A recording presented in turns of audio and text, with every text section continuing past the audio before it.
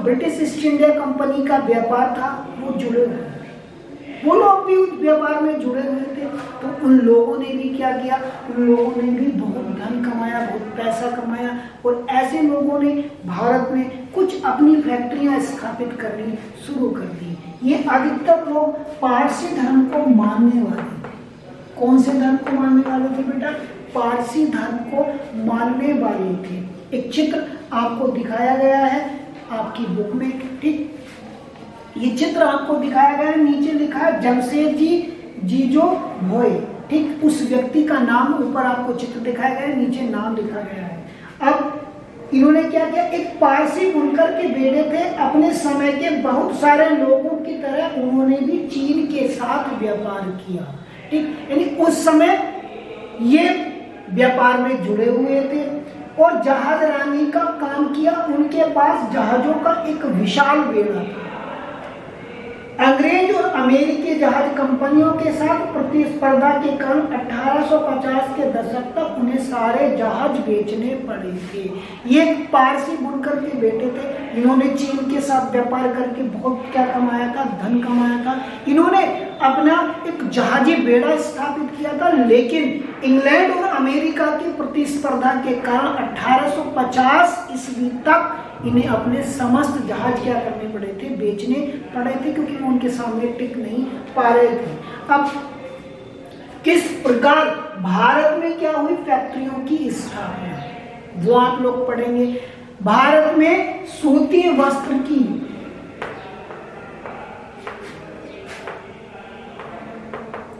पहली फैक्ट्री या पहला कारखाना बंबई में स्थापित किया गया था। याद रखना बेटा, 1854 ईस्वी में।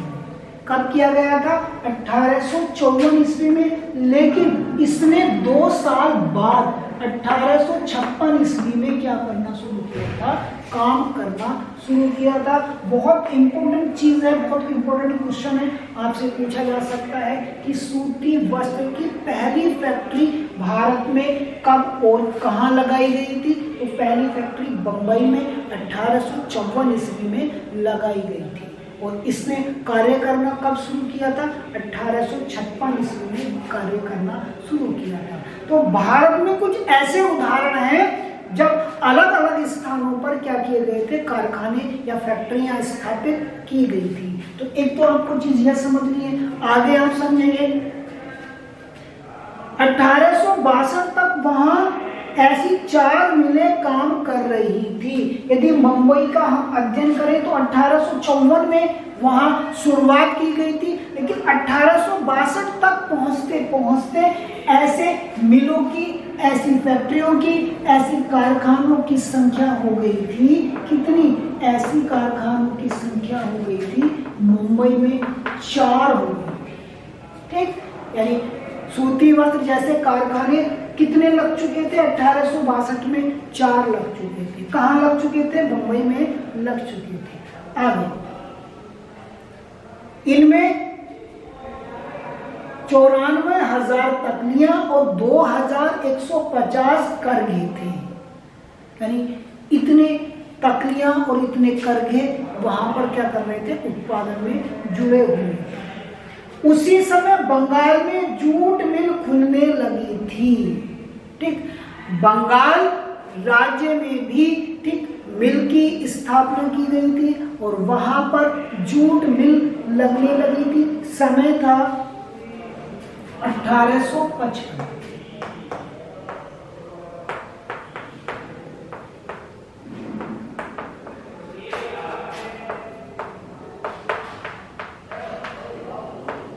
ठीक, और 7 साल बाद 1862 में चालू हुई। इसकी स्थापना कब की गई थी? 1855 में, और इसने कार्य करना शुरू किया था 1862 ईस्वी में, ठीक। तो जूट की पहली मिल कहाँ लगाई गई थी? पश्चिम बंगाल में। कब लगाई गई थी? 1855 में, और उसने कार्य कब करना शुरू किया था? 1862 ईस्वी में। ऐसे ही उत्तर भारत में एल्गिन मिल 1860 के दशक में कानपुर में खोली गई थी। तीसरा आपको लगना है उत्तर प्रदेश की जगह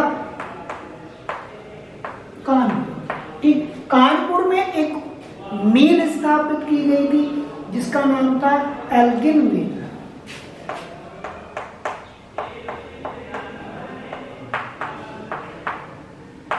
कब स्थापित की गई थी बेटा? की गई थी 1860 के दशक में।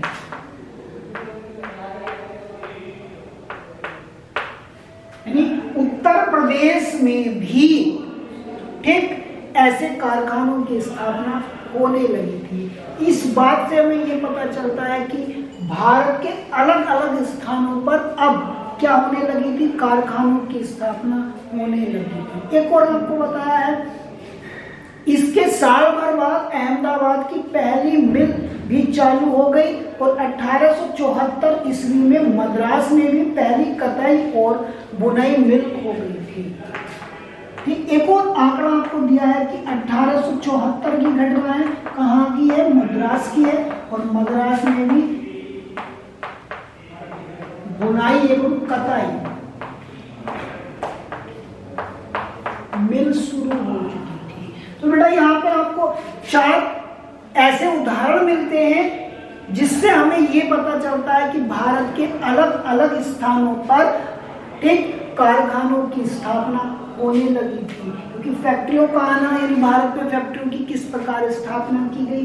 पहली सूती वस्त्र मिल मुंबई में लगाई गई थी। ठीक, और अगर 1862 को मुंबई को हम देखेंगे तो वहां पर ऐसी 4 मिलें क्या करने लगी थी? कार्य करने लगी थी। इनमें 94,000 तकनियां थी और 2150 करघे इन मिलों के माध्यम से क्या कर लेते? कार्य कर लेते। भारत में जूट मिल 1855 में, उत्तर प्रदेश में 1860 में और मद्रास में 1800